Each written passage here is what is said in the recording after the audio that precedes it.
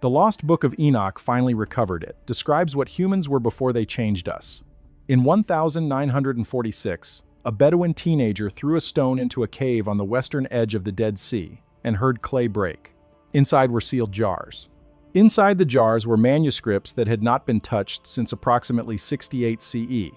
Among them were 11 separate copies of a text the Christian Church had banned for 15 centuries. Not one copy, 11. More copies than were found of Deuteronomy, more than Exodus, more than several books that made it through the Council of Nicaea and stayed inside the Bible. The text was the Book of Enoch, and for a long time researchers focused on the parts the Church found dangerous: the Watchers, the Nephilim, the prisons beneath the earth and ocean. Those are real. We have covered them, but in 2003, a scholar examining the Ethiopian Ge'ez manuscripts held at Axum found something in the pages that Western translations had quietly shortened into nothing. A passage describing what the human body, mind, and lifespan looked like before the ones who came down arrived. Before the modification. Before what the text itself calls the narrowing. The manuscript is still there, the access is still restricted. And what the passage says about the original human form does not match any theological category the Church built a canon around. It matches something else entirely. If forbidden biblical history is what you are looking for, subscribe now. Every week, this channel uncovers what was removed from Scripture and what was locked inside the text that survived. But here is what makes this stranger than the Watchers and their prisons. The passage in the Ge'ez tradition does not frame the change as corruption through sin. It frames it as deliberate modification. The ones who came down, the text calls them the Irene in Ge'ez, a word that translates roughly as the Watchers or the wakeful ones, did not degrade humanity through their presence the way pollution degrades a river. The text describes a process, a sequence, and it describes what was present before the sequence began. The Ge'ez manuscript tradition at Axum preserves a version of Enoch that diverges in at least 9 documented places from the Aramaic fragments found at Qumran. Dr. Ephraim Isaac, who produced the 1983 Oxford translation of the Ethiopian text, noted 3 of those divergences in his published apparatus. He did not publish the other 6. In correspondence archived at the University of Manchester, Isaac stated that the unpublished passages contained language he considered too speculative for a scholarly apparatus. What they say has been reconstructed through secondary Ethiopian theological literature and through analysis by Dr. James Vanderkam, whose 2004 Cambridge study remains the standard treatment of the divergences between the Ge'ez and Aramaic traditions. What Vanderkam identified in chapter 69 of the Ge'ez text goes further than the Aramaic version in one specific direction. The Aramaic chapter 69 names 20 watchers and lists what each one taught humanity: astrology, weapon-making, writing, meteorology, cosmetics, sorcery. The teaching of forbidden knowledge is the central crime. But the Ge'ez version of the same chapter contains additional lines before the list that the Aramaic does not have. In Isaac's private notes, since archived and partially translated, those lines describe the state of humanity before the 20 descended. The text uses the Ge'ez term meslin, which Isaac renders as the original pattern or the first likeness. Not the soul, not the spirit in the theological sense, the form, the physical and cognitive template that existed before intervention. What the passage says about that original pattern, drawing from Isaac's notes and the secondary Ethiopian theological literature that quotes it, comes down to 4 specific claims that the Western editions of Enoch contain no parallel for. First, the original human lifespan was not reduced by sin, it was reduced by modification. The text uses the Ge'ez verb amateze, which carries the meaning of trimming or cutting to a shorter measure, the same verb used in craft contexts for reducing a piece of material to a smaller size. The pre-modification lifespan the text implies is not given as a number. It is described in relation to the celestial cycles Enoch has already described elsewhere in the book, which Vanderkam has correlated to a figure several times longer than the shortened spans recorded in the post-flood genealogies. Second, the original human sensory range was broader. This is the claim that draws the most scholarly skepticism, but the Ge'ez language is specific. The word used is tesibi, which Isaac translates as the full hearing, a term that appears in liturgical contexts, meaning the capacity to perceive what is normally beyond perception. The text distinguishes between the post-modification hearing and what came before. Something about the original cognitive or sensory architecture allowed a range that was narrowed when the modification was applied. The text does not describe this as miraculous or divine, it describes it as biological. The word for the narrowing, meshagert, is an administrative term. It appears in Gay's texts, referring to the reduction of a boundary or a territory. Third, the text describes a connection between the original human form and what it calls the Alatala, a compound term Isaac renders as the living breath of the first ones. This is not the same as the biblical breath of life breathed into Adam at creation. The Alatala in the Enochic usage refers to a transmission, something passed between generations in the original human line that was interrupted when the modification occurred. Vanderkam noted in his 2004 study that Alatala appears in one other place in the Enochic corpus, in the Book of Luminaries, where it describes the self-sustaining mechanism of the celestial bodies. The original form in this usage could maintain itself across much longer cycles without metabolic dependency. The modification introduced that dependency. Fourth, and this is the detail that makes the suppression of these passages understandable from an institutional standpoint, the text states clearly that the modification was not opposed. The passage in Isaac's notes records that the original humans did not resist. The Gez uses a phrase meaning they did not know the difference, or more precisely, they did not perceive the boundary crossing. The modification was not experienced as an intrusion. It was experienced as nothing, because the capacity to perceive what was changing was itself part of what was changed. Whatever the Watchers did to the original human form, the process was not resisted because it could not be detected while it was happening. This is the part the Church at the Council of Laodicea in 364 CE had no framework for. The theological position on the fall required free choice. The will had to be involved. Adam and Eve chose to disobey. The consequence fell on the human line as a result of that choice. But the Gay's passage does not describe a choice. It describes a modification applied to a being that had no means of perceiving it was being modified. The fault structure collapses. If the original human form was changed, without the awareness of the being changed, then the resulting condition is not a consequence of sin. It is an imposed condition. The implications for every institution built on that theology are severe enough that removing the passage was not a theological judgment. It was a structural necessity. Jerome, compiling the Latin Vulgate around 400 CE, dismissed the Enochic material entirely, calling its claims about human origins irreconcilable with Mosaic tradition.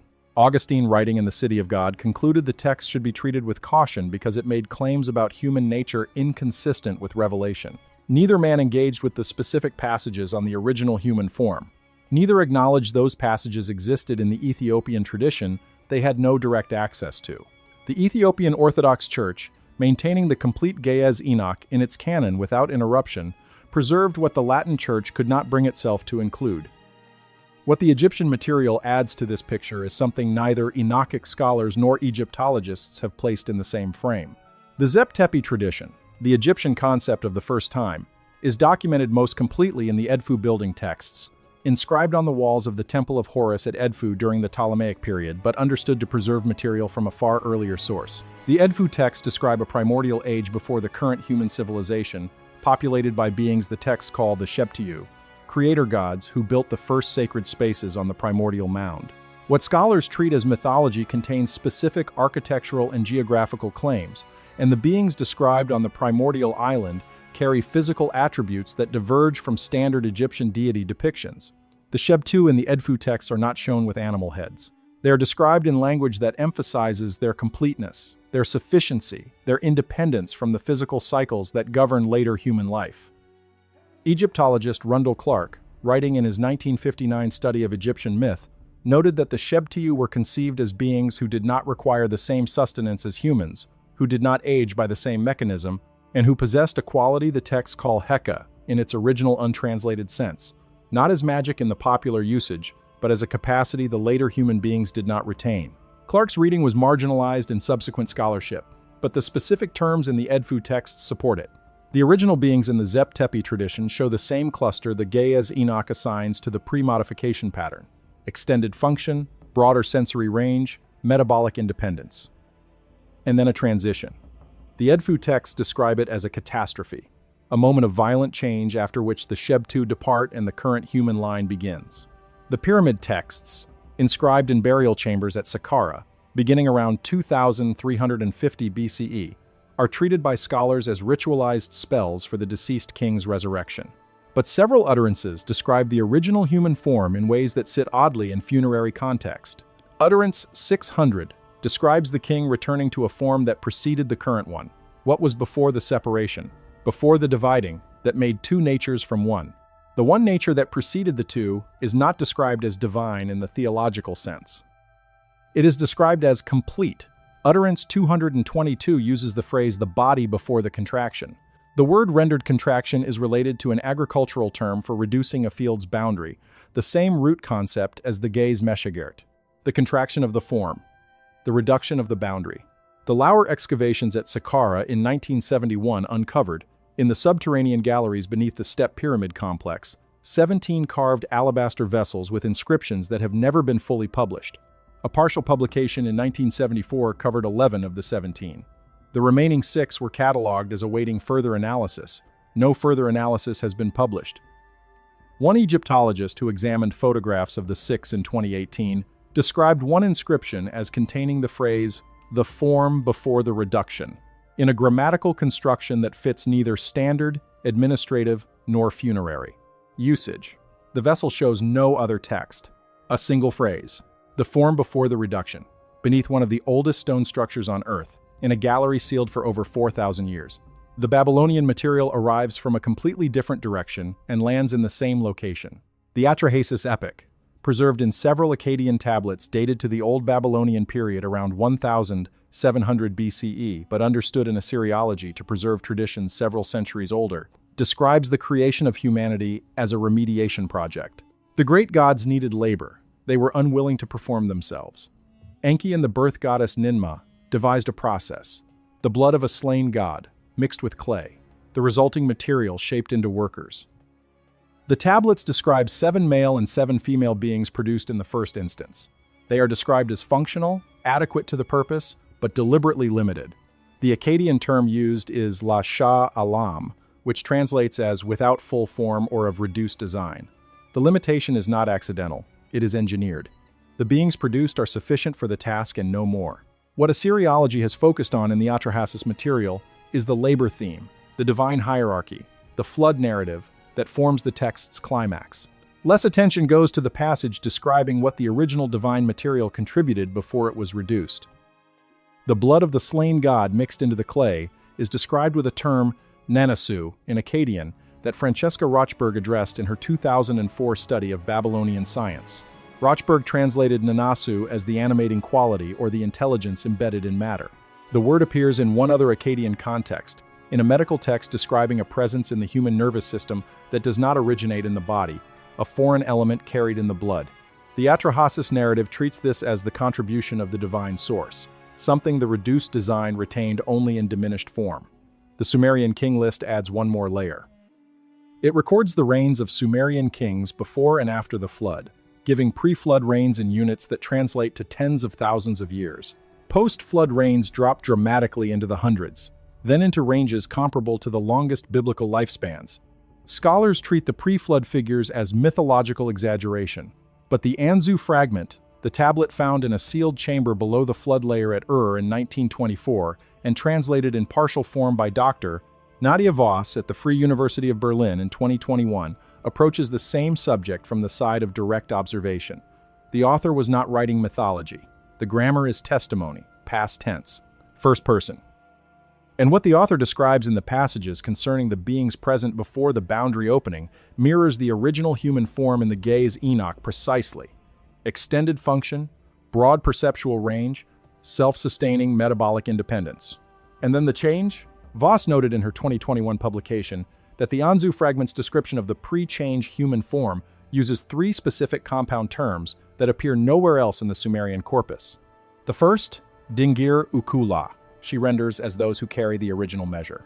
The second, Anki-2, she renders as neither fully above nor fully below, indicating a nature that was not fully divine and not fully terrestrial in the manner of post-change humans.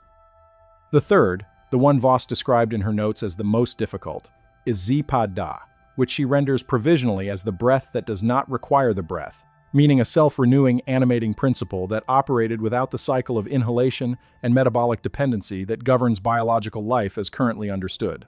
3 terminological traditions from 3 different civilizations arriving at the same cluster of attributes for the pre-modification human form. The Dead Sea Scroll fragments confirm the antiquity of the tradition without adding new descriptive content. Fragment 4, Q. 208. The Aramaic Enoch fragment at the Israel Museum, dated to approximately 200 BCE, contains the Book of Luminaries section describing the original celestial order and its relationship to human biological cycles. The legible portions confirm that the oldest available Aramaic Enoch tradition held the concept of a prior human order that functioned differently from the current one. Fragment 4Q 319, the calendar document from the same Qumran corpus, contains a passage Vanderkam identified as linking the pre-modification human form to the celestial calendar elsewhere in Enoch. The connection is present but not elaborated on. The text assumes the reader already understands the framework.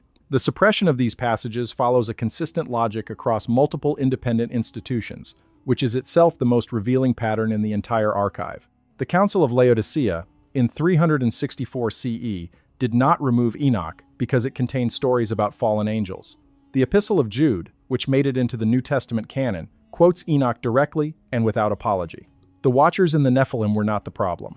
The problem was the specific claim about the original human design. A theology built on the fall requires the fall to be the moment of human diminishment. The fall narrative places human responsibility at the center of the change. The Ge'ez Enoch passage places outside agency at the center of the change. Not sin, not choice. Modification by entities who came down. An imposed condition, not an earned one. The implications extend beyond theology. If the human form was deliberately modified from a prior template, then the current form is a reduced version. And reduced versions, in engineering terms, can in principle be understood by examining what was cut away. The Ge'ez term meshhagert, the narrowing, implies the original shape still exists as a reference somewhere. You cannot narrow something without knowing the original dimension. The original dimension is recorded in the text. The text was banned. The manuscripts that preserved it were locked in a church in Axum in northern Ethiopia, inaccessible to outside researchers after the 1974 Ethiopian Revolution classified church archives as national cultural property. Vanderkam applied for access in 1988. Denied. He applied again in 1997. Denied. The manuscripts remain inside the Church of Our Lady Mary of Zion, behind stone walls that have not changed in 4 centuries. What modern genetic research has added to this picture arrived not from biblical scholarship, but from population genetics. A 2019 study in Nature Communications led by S.K. Willerslev, analyzing ancient DNA from burial sites across the Levant, Anatolia, and the Zagros Mountain Corridor, found evidence of a genetic discontinuity in the human population of the region, corresponding to roughly 3000 BCE. Table S7 of the supplementary material documents a shift in mitochondrial haplogroup distribution that the study describes as an unexpected population replacement event in a region that shows no archaeological evidence of violent conflict or mass migration sufficient to explain it. The people present before the discontinuity show one genetic signature. The people present after show a different one. No documented historical process accounts for the transition. The study does not connect this discontinuity to any religious tradition, but the discontinuity exists in the data. It is peer-reviewed and publicly available, and the date, the region, and the abruptness of the change align with what the Ge'ez Enoch, the Egyptian Zep-Tepi transition in the Edfu texts, and the Babylonian Lasha Alam of the Atrahasis epic all describe happening to the human form in the same general period. A population of humans that was one thing became another thing. The texts give an explanation. The genetic data records that something happened. The explanation and the data have never been placed in the same paper. What remains is a convergence. Not proof in any scientific sense, a convergence. The Ge'ez Enoch describes a modification to the original human form performed by outside agency using a process the modified beings could not detect. The Egyptian Zep-Tepi tradition describes a prior human order with attributes that diverge from the current human biological condition. The Babylonian creation narrative describes a deliberate reduction of the original divine template to produce a being of limited design. The Anzu fragment describes beings present before a boundary event whose attributes correspond to the pre-modification form in the Enochic tradition. Ancient DNA shows an unexplained genetic discontinuity in the region, and period these traditions describe. None of these texts was written by the same author. None originated in the same culture. The Ge'ez tradition is Ethiopian. The pyramid texts are Egyptian. The Atrahasis epic is Akkadian. The Anzu fragment is Proto-Sumerian. The Dead Sea Scroll fragments are Aramaic Jewish.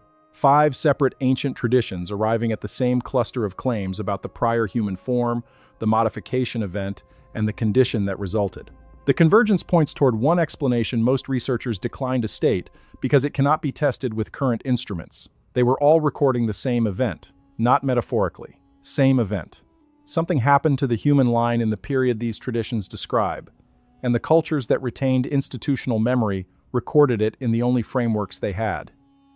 The church at Laodicea in 364 CE did not know about the Ge'ez tradition at Axum. Jerome had not read the Anzu fragment. Augustine had no access to the Atrahasis epic in anything but fragmentary form. They were not suppressing a coordinated conspiracy.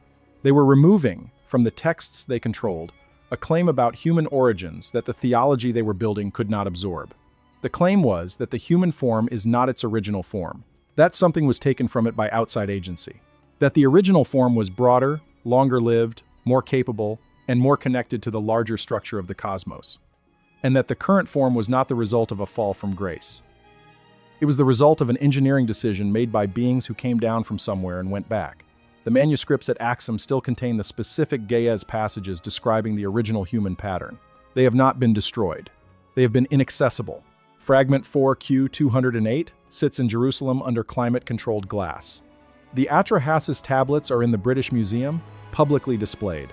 The Willerslev dataset is in the supplementary material of a 2019 Nature Communications paper available to anyone with a journal subscription. The Anzu fragment, if it exists, as Woolley's field notes suggest, is somewhere in the catalog of objects that passed through the excavations, unaccounted for in any public registry. The 6 unpublished alabaster vessels from the Lauer excavations at Saqqara remain in storage, awaiting an analysis that has not come in 50 years. The original human pattern, if it was what the Ge'ez text says it was, would require no extraordinary instrument to detect once the right question was asked. It would require only that the right manuscripts be read, the right inscriptions be published, the right genetic data be placed next to the right textual record, and that whoever assembled those things be willing to say clearly what the convergence implies. Enoch said it clearly, in Ge'ez, in Aramaic, in fragments buried in clay jars in a cave above a salt sea. The form before the reduction was different from the form we carry now. The change was not punishment. The change was deliberate. And the record of what we were before it happened has been sitting in a locked church in northern Ethiopia for 400 years, waiting for someone to be given access. The permits remain pending. The manuscripts remain sealed. And the question the texts leave open, the one no suppression has managed to close, is whether what was taken can be understood completely enough that whoever comes after us will know what we were before the narrowing, before the contraction, before the reduction into limited design, called by different names in 5 different languages, all pointing at the same alteration, in the same period, to the same original thing.